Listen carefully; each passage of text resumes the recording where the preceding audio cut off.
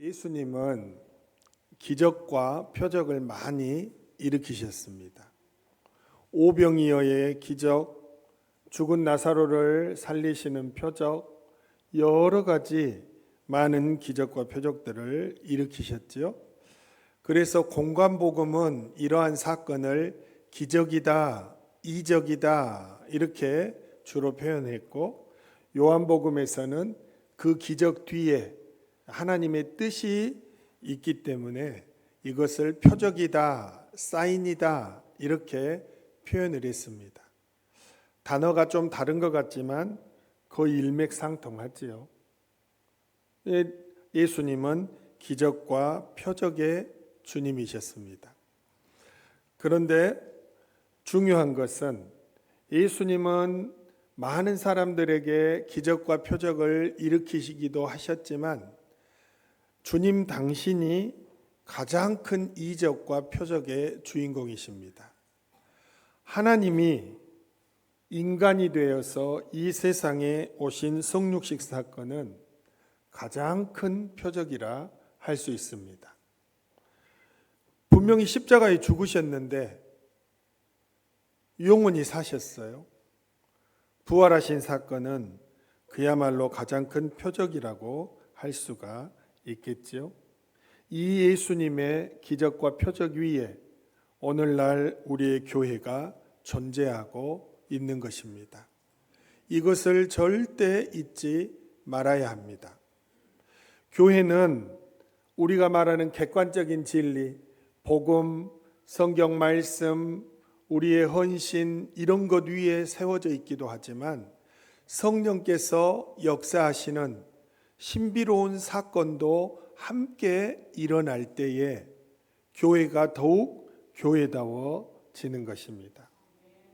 저번 주에 동기 목사님하고 통화하면서 이제 교회를 맡아서 간 지 얼마 되지 않았습니다.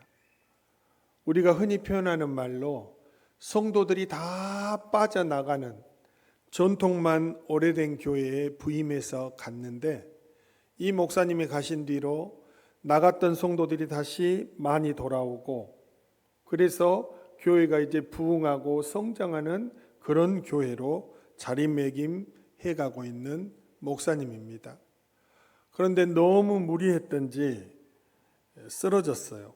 구안화사가 오고 많이 힘들었죠. 그런데 이제 교회에 부교육자가 없으니까 또 예배, 새벽기도 뭐 이런 것도 해야 하잖아요. 그래서 빨리 낫고자 하는 마음에 약물을 과다하게 투여했는데 약물 쇼크가 온 거예요. 갑자기 쓰러져 버린 거예요. 쓰러질 때 어떻게 의사를 불렀는지도 모를 정도로 쓰러져 버렸어요. 그런데 참 신비한 일을 체험한 것입니다. 말로만 듣던 임사 체험을 한 거예요. 자기 자신이 이렇게 서 있는데 이 쓰러져 있는 자기 자신에게서 영이 일어나서 밖으로 나오는 것을 서서 보았어요. 그리고 밝은 빛이 비치는데 예수님께서 오라는 것이죠. 얼른. 그러니까 예수님 앞에서 눈물로 그 짧은 순간에 이 목사님이 예수님 앞에서 눈물로 기도한 것입니다. 주님, 제가 신학교 시절부터 전도사로부터 시작해서 지금까지 목회를 30년 해왔지만 지금 제가 주님 앞에 가면 너무 부끄러운 종이 될 것 같습니다. 하나님께서 나에게 맡겨주신 이 교회를 위해 주님의 몸된 교회를 위해 죽도록 충성하다가 주님 앞에 부끄럽지 않은 목사가 되어서 주님 앞에 가게 해 주십시오. 그 짧은 순간에 막 눈물로 기도한 거예요. 그러니까 예수님께서 그래라. 데려가시려고 이렇게 손짓하다가 진짜 그래라 그러셨답니다. 그리고는 자기 자신이 깨어나고 의사가 막 자기를 이렇게 응급처치하고 하는 것들을 딱 느꼈다라는 거예요. 그리고 이제 아내에게 가서 미안하다 이야기했답니다. 내가 예수님 만나고 죽을지도 모르는 상황에서 당신 때문에 여기 머물러야 한다라고 이야기 못하고 교회에 충성된 종으로 더 충성하게 해달라고 이야기해서 미안하다고 이야기를 했다는 거예요. 주님이 그 다 죽어가는 교회로 인도하신 거 하나님의 뜻이지요. 하나님의 말씀을 붙들고 기도하면서 교회를 회복시켜가는 일꾼으로 쓰임받는 목사님이세요. 그런데 그 신비한 체험을 통해 정말로 죽도록 충성하는 종이 되어서 주님의 몸된 교회를 위해 수고하고 헌신해야 되겠다는 그런 굳건한 믿음이 더욱 강건해졌다는 것입니다. 여러분, 신앙은 객관적인 진리에 성령이 역사하시는 주관적인 진리와 감동도 함께 더해질 때 교회가 더 든든히 세워져 가고 굳건하게 세워져 가는 것입니다. 이것을 절대로 잊지 않아야 합니다. 그래서 아픈 사람은 낫게 해달라고 기도해야 하고, 근심이 있는 사람은 기적을 보여달라고 기도해야 하고, 말씀으로 역사하신 주님이 그 말씀이 이루어지는 환상으로 역사해달라고 기도하고, 그 두 가지가 함께 이루어져야 하는 것입니다. 예수님의 놀라운 기적과 표적의 역사가 오늘 사도 베드로와 요한을 통해 계승되고 있는 것이 초대교회라고 하는 것을 우리는 절대 잊어서는 안 됩니다. 나면서부터 한 번도 걸어본 적이 없는 안진뱅이가 베드로와 요한이 나사렛 예수님의 이름으로 일어나 걸으라는 그 선포를 듣고 일어나 걷고 뛰면서 성전을 달려다니고 하나님을 찬송하는 그 믿을 수 없는 놀라운 일이 일어난 것입니다. 그리고 많은 사람들이 그 주위로 나아왔고, 몰려든 그 사람들이 교회의 성장에 박차를 가하는 성도들로 등록하게 되는 이런 성장과 부흥의 역사가 이러한 기적의 사건들을 통해 더 견고해졌다는 것입니다. 사도행전 2장 43절에 사람마다 두려워하는데 사도들로 말미암아 기사와 표적이 많이 나타나니 말씀합니다. 하루에 3,000명씩 회개하고 돌아오는 역사, 5,000명씩 회개하고 돌아오는 역사들이 주의 말씀과 그리고 신비로운 기적의 역사 속에 이루어졌다라는 사실입니다. 이러한 일들이 오늘날 신앙생활하는 여러분과 저에게도, 오늘날 우리의 교회에도 필요하다는 것입니다. 우리 각자 모두에게 기적과 표적은 필요한 것입니다. 벌떡 일어나 뛰며 찬양했던 안진뱅이처럼 다시 달려온 20년을 뒤로 하고 새로운 20년을 향해 가는 우리 교회의 역사 위에 새로운 도약과 부흥을 위해서라면 이 기적과 표적은 우리 교회의 20년 앞으로 다가올 역사 속에서도 부지런히 일어나야 한다는 사실입니다. 물론 능력은 하나님이 주시지만 우리는 늘 그런 열망을 가지고 살아가야 합니다. 그런 교회를 디자인해 갈 수 있는, 초대교회를 닮아갈 수 있는 그런 열망이 이제 우리에게 늘 나타나야 하는 것입니다. 이런 기적이 일어나는 교회를 디자인하는 사람들의 첫 번째 습관이 있습니다. 그 습관은 기도하는 습관입니다. 오늘 사도행전 3장 1절 말씀입니다. 제9시 기도 시간에 말씀합니다. 성경에 나온 시간들을 오늘날 시간으로 환산하려면 거기에 6을 더하면 됩니다. 9시에 6을 더하면 오후 3시라는 말이죠. 오늘 기적이 일어난 시간은 오후 3시입니다. 많은 시간들이 있는데 기적이 일어난 시간은 오후 3시입니다. 이 말은 유대인들이 습관을 따라 하루에 3번 기도했는데 그 중에 오후 3시에 기도하는, 규칙적으로 기도하는 그 정기적인 기도 시간에 안진뱅이가 일어서는 기적과 표적이 일어난 것입니다. 기적이 계승되는 교회를 디자인하려면 우리 모두 기도하는 습관의 교회를 만들어야 하는 것입니다. 스승인 예수님과 함께 오늘 기적을 일으키는 베드로와 요한은 늘 습관적으로 기도하러 다녔던 사도였습니다. 누가복음 22장 39절과 40절에 이렇게 말씀합니다. 예수께서 나가사 습관을 따라 감람산에 가심에 제자들도 따라갔더니 그곳에 이르러 그들에게 이르시되 유혹에 빠지지 않게 기도하라 하시고 말씀하셨습니다. 제자들은 기도를 잘하는 사람들이 아니었습니다. 우리는 보통 기도하러 가자라고 말하면 나는 기도를 잘 못하는데, 기도를 안 해봤는데, 그것이 아닙니다. 기도는 그 자리를 습관적으로 따라갈 때 기도의 영이신 성령이 임하는 것입니다. 그리고 기도의 문이 열리는 것입니다. 그리고 기도의 기적이 시작되는 것입니다. 언제까지 기도 못한다고 뒷짐지고 있을 것입니까? 주님, 우리의 가정 위에 역사하셔서 악한 습관들이 떠나가게 하여 주옵소서. 이것도 못합니까?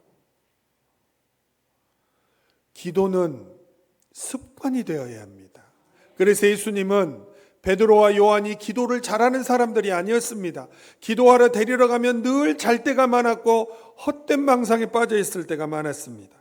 마태복음 26장 40절부터 44절 말씀해 보면 예수님이 죽음을 앞둔 겟세마네 기도 동산에서 깨어 기도하라 말씀하셨건만 이들은 계속 찾습니다.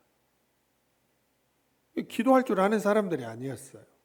그런데도 예수님은 습관이 되게 하시기 위해, 습관을 찾아 기도하는 사람들이 되게 하시기 위해 사도 베드로와 요한과 12제자들을 데리고 기도하는 장소를 늘 찾으셨다는 사실입니다. 우리에게 기적이 일어나는, 기적을 만드는 그런 교회로 디자인하려면 목사님부터 시작하여 어린아이들에 이르기까지 모두가 기도가 습관이 되어야 합니다. 새벽에도 습관이 되어 일어나고 화요중보 기도회 때도 습관이 되어 찾고 언제나 기도가 습관이 되어야 합니다. 그런 교회 위에 하나님은 기적과 표적이 계승되는 역사의 교회를 만들어 가시는 것입니다. 오늘날에도 우리 삶 가운데는 여러 가지 기도의 제목들도 많고 기적이 일어나야 하고 하나님이 치유해 주셔야 하고 놀라운 하나님의 능력이 임해야 하는 조건들이 참으로 많습니다. 어떻게 해야 할 것입니까? 습관을 찾아 기도할 수 있는 일꾼들로 훈련이 되어야 합니다. 그래야 기도가 되지 않을 때도 기도의 자리를 찾을 때 하늘의 문은 열리는 것입니다. 앞으로 우리가 달려갈 20년, 이제 앞으로 우리가 20년을 개척해서 달려왔고 새로 20년을 달려갈 텐데 그 20년 안에는 교회가 배가로 부흥해야 하고 교회가 건축을 하기도 해야 하고 여러 가지로 해야 할 일들이 많을 것인데 기적과 함께 가는 교회가 되려면 우리 모두가 너나 할 것 없이 기도가 습관이 되는 성도가 되어야 할 줄로 믿습니다. 두 번째로 기적을 디자인하는 교회의 사람들은 성전을 찾는 습관이 되어야 합니다. 오늘 사도행전 3장 1절 말씀입니다. 베드로와 요한이 성전에 올라갈세라고 말합니다. 어디로 올라갈세요? 성전에 올라갈세. 그때 기적이 일어나기도 하고 다른 사람을 일으키기도 하는 기적의 역사들이 일어나는 것입니다. 기적을 행하시는 예수님이 12살 적에 했던 대답이 있습니다. 누가복음 24장 2장 49절에 보면 육신의 부모님들이 예수님을 잃어버렸어요. 얼마나 찾아서 집으로 가던 길을 역추적해서 예루살렘 성전에까지 왔는데 거기에 아들 예수님이 계시는 거예요. 내가 얼마나 너를 찾았는데, 그럴 때 예수님 하시는 말씀입니다. 내가 내 아버지의 집에 있어야 하는 것이 내 인생에 가장 필요한 우선순위임을 모르셨습니까? 라고 육신의 부모님께 대답했던 예수님의 대답입니다. 아버지가 계시는 우리 집, 아버지가 계시는 하나님께서 역사하시는 성전, 그곳을 찾는 예수님, 그리고 성령과 능력을 기름 붓듯 부으셔서 기적과 표적의 역사의 주인공이 되게 하셨습니다. 성전을 찾는 자들, 내 아버지가 계신 곳을 찾는 자들, 그것을 습관처럼 찾는 자들, 어떤 날은 예배에 가기 싫고 어떤 날은 어떤 이유 때문에 가기 싫고 하지만 교회에 가는 것이, 예배당에 가는 것이, 구약시대로 말하면 성전으로 올라가는 것이 습관이 되어질 때 그 사람의 역사 속에, 그리고 그 사람의 주위의 역사 속에 하나님의 기적의 역사는 일어나는 것입니다. 구약 성경에 보면 죽음을 앞둔 상황에서 하나님께 생명을 15년이나 연장받은 기적의 주인공 히스기야 왕에 대한 사건이 나옵니다. 히스기야가 하나님께 정말로 눈물로 벽을 향하여서 기도했어요. 하나님께서 그 기도에 응답하실 때 그 응답하던 내용 중에 이런 내용이 들어가 있습니다. 내가 너를 낫게 하리니 내가 3일 만에 여호와의 성전에 올라가겠고라고 말씀을 하십니다. 하나님께서 히스기야를 다시 살려주는 이유들 중에 하나는 3일 뒤부터는 성전에 올라갈 수 있게 하시기 위해 치료하신다라는 뜻이 담겨 있습니다. 히스기야는 왕인데 자기의 궁전이 더 좋지 않을까요? 그런데 틈만 나면 성전에 올라가는 성전의 사람이었습니다.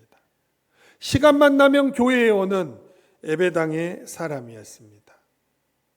그래 하나님께서 히스기야를 다시 살려주시면서 다시 성전을 찾는 그 기쁨과 유익의 삶을 살아가라고 살려주신 것이죠. 히스기야에게는 습관적으로 성전을 올라가는 그런 좋은 습관의 사람이었음을 짐작하게 할 수 있습니다.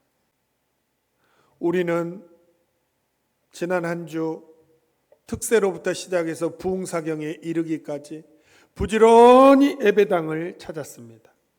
부지런히 예배당을 찾은 사람들은 놀라운 하나님의 은혜를 얻고 결단하고 다시 회복되고 새 힘을 얻고 능력을 얻고 다시 살아갈 이유를 받았습니다.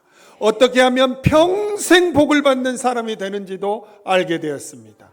그래서 우리는 그렇게 살겠다고 다짐했고 그렇게 살겠다고 결단했습니다. 그리고 우리에게는 새로운 길이 활짝 열렸습니다. 성전을 찾는 자, 교회를 찾는 자, 부지런히 예배당을 찾는 자에게 하나님이 주신 은혜입니다.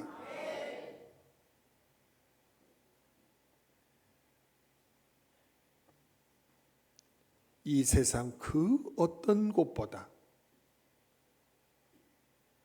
주의 성전을, 예배당을 부지런히 찾는 자가 되어야 합니다. 히브리서 10장 25절 말씀에 말세가 되면 사람들이 교회에 자주 가는 것을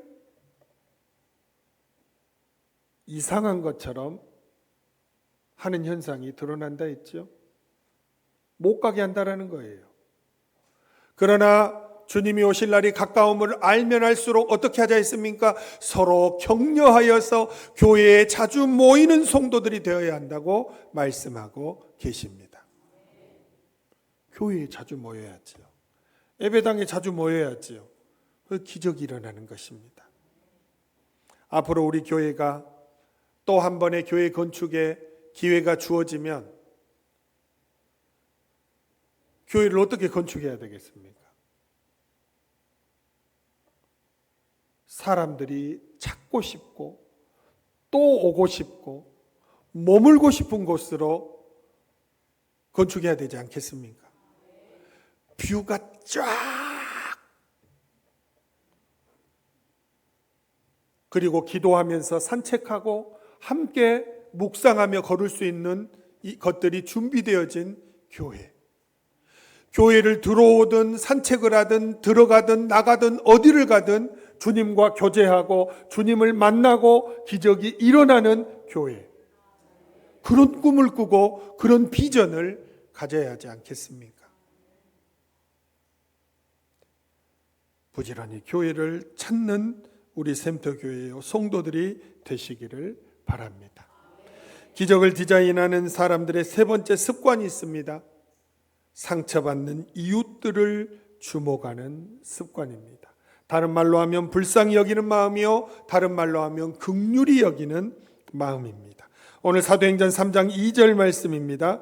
나면서 못 걷게 된 이를 사람들이 메고 오니 이는 성전에 들어가는 사람들에게 구걸하기 위하여 날마다 미문이라는 성전문에 두는 자라 말씀합니다. 미문이라는 것은 한자 그대로 아름다운 문입니다. 황동을 입혀놓은 문이어서 꽤 아름다웠던 것 같아요. 역사학자들에 의하면 이방인의 뜰에서 여인의 뜰로 들어가는 곳에 세워진 문이었는데 이곳에 그 당시 사람들이 가장 많이 오고 갔다는 것입니다. 그러니까 나면서부터 안진뱅이 된 이 사람을 미문 곁에 놓아둔 이유는 많은 사람들이 오가는 데기 때문에 조금이라도 더 구걸을 할 수 있도록 미문 곁에 날마다 앉혀 놓았다라는 것이죠. 그런데 중요한 것은 그렇게 많은 사람들이 오갔지만 이 안진뱅이를 주목하여 본 사람은 없었습니다. 그런데 사도행전 3장 4절 오늘 말씀은 이렇게 기록하고 있습니다. 베드로가 요한과 더불어 주목하여 이르되 우리를 보라 하니 말씀합니다. 주목하여 보았다라는 것은 눈여겨보았다 그런 말입니다. 무심코 지나쳐 간 것이 아니라 눈여겨보았다, 관심을 가지고 보았다, 긍휼의 마음으로 보았다, 상처받은 이웃들을 불쌍히 여기는 마음으로 이 사람을 보았다라고 말씀하고 계십니다. 예수님은 불쌍히 여기시는 긍휼의 마음의 모든 것이었습니다. 예수님은 오병이어를 베풀기 전에도 질병이어를 베풀기 전에도 그리고 많은 사람들을 치유하고 귀신을 내쫓기 전에도 항상 그 앞에 나오는 말씀은 불쌍히 여기시니 무리를 보고 불쌍히 여기사 무리를 보시고 불쌍히 여기시니 이 말씀들이 늘 앞에 존재하고 있음을 성경을 보면 깨달을 수가 있습니다. 불쌍히 여기는 마음, 긍휼히 여기는 마음, 그냥 지나치지 아니하는 마음, 이런 마음들이 모든 기적을 만드는 역사의 재료가 된다는 사실입니다. 엘리자베스 퀴블러 로스와 데이비드 캐슬러가 함께 쓴 인생 수업이라는 챕터 5장에 아직 죽지 않은 사람으로 살지 마라라는 그 챕터에 111페이지부터 113페이지에 보면 이런 이야기가 실려 있습니다. 이분이 워낙 유명한 분이라 뉴욕에서 한 번은 1500여 사람들 앞에서 강연을 하고 이제 사인을 해주는 시간이 있었어요. 근데 사인을 해주는데 공항에 가서 비행기를 탈 시간이 너무 가까이 다가오니까 그냥 뒤에 1시간이나 기다렸던 사람들을 못 해주고 그냥 그대로 놓고 이제 공항으로 간 것이죠. 그리고 이제 공항에 들어가서 화장실이 급해서 화장실에 들어가서 볼일을 보려고 하고 있는데 문이 살짝 열리면서 펜하고 책이 이렇게 들어오는 거예요. 얼마나 좀 불쾌도 했겠죠. 사인해달라고. 정말 불쾌하지 않았겠습니까? 이 사람이 나가서 그냥 따지려고 딱 나왔더니 그분은 뜻밖에도 수녀님이었습니다. 마냥 화를 낼 수는 없어서 불투명하게 물었어요. 이게 뭡니까? 라고 물으려고 하니까 수녀님이 먼저 이야기합니다. 자기의 동료 수녀가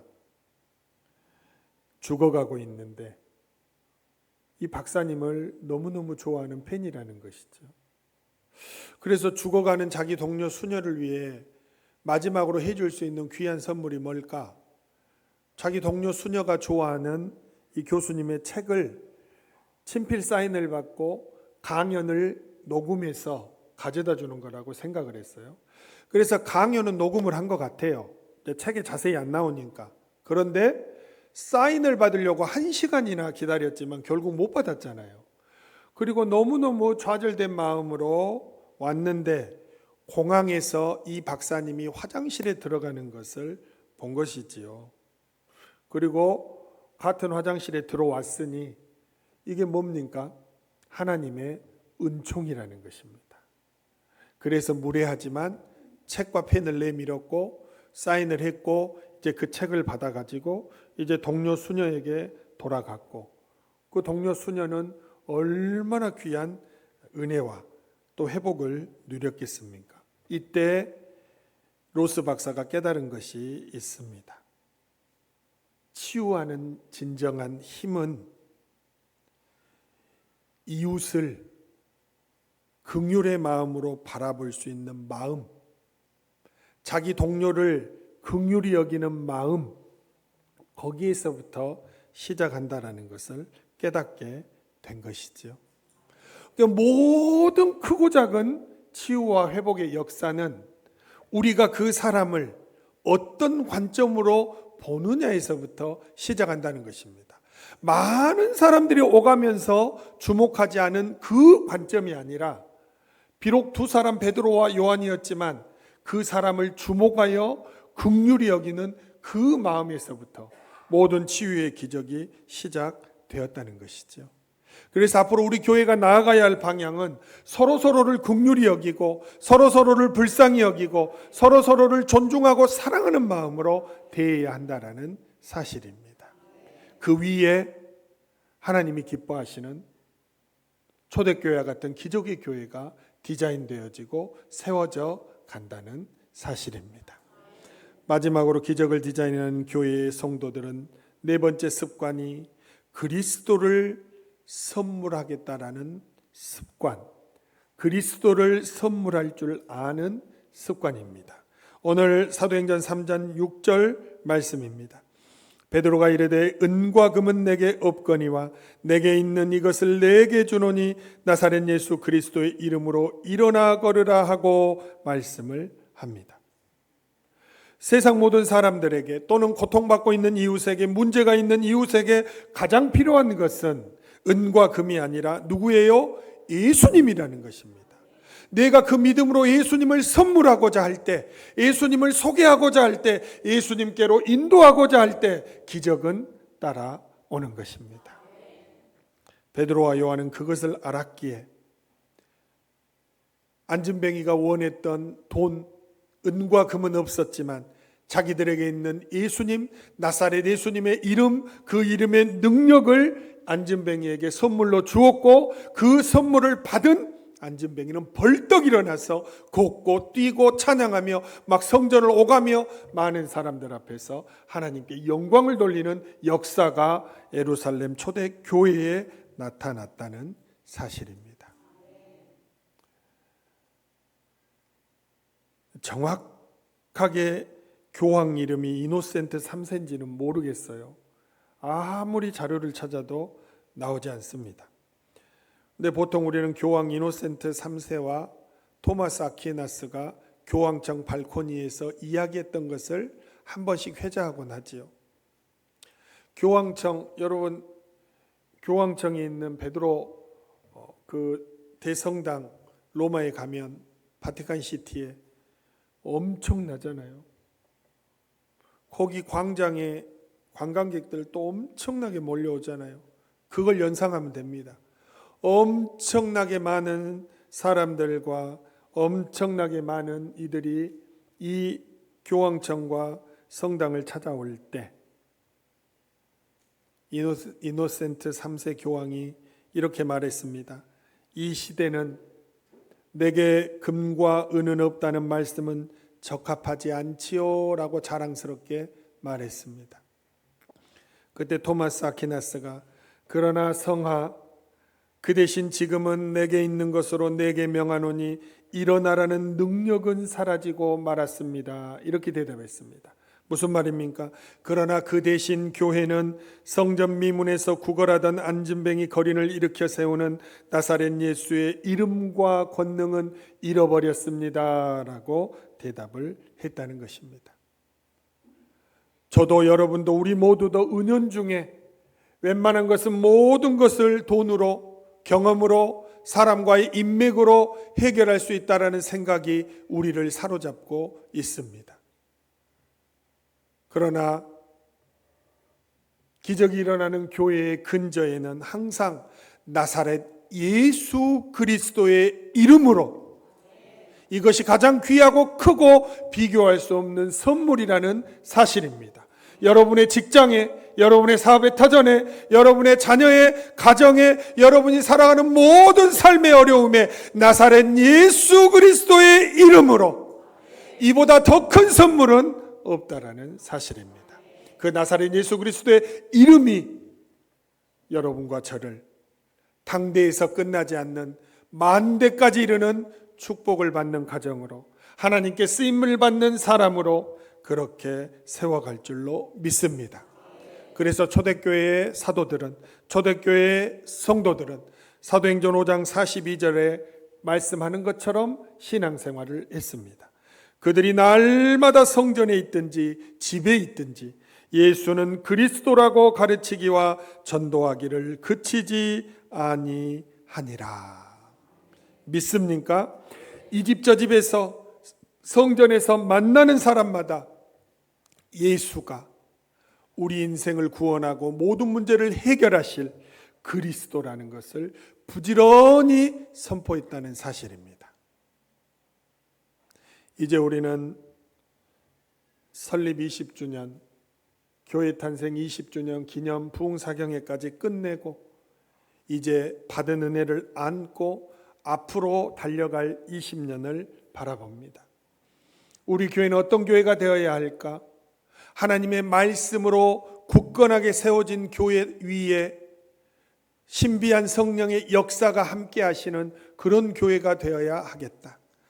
초대교회처럼 오늘날 우리 교회에도 하나님 앞에 기도하고 성전을 찾고 굴률이 여기는 마음으로 서로 그리스도를 선물할 때 놀라운 기적과 표적과 회복과 치유의 역사가 나타나는 교회로 부르짖으며 나가야 하겠다라는 것이 오늘 다시 새롭게 시작하는 우리 교회와 우리 모두의 신앙 고백이 다 되시기를 간절히 바랍니다.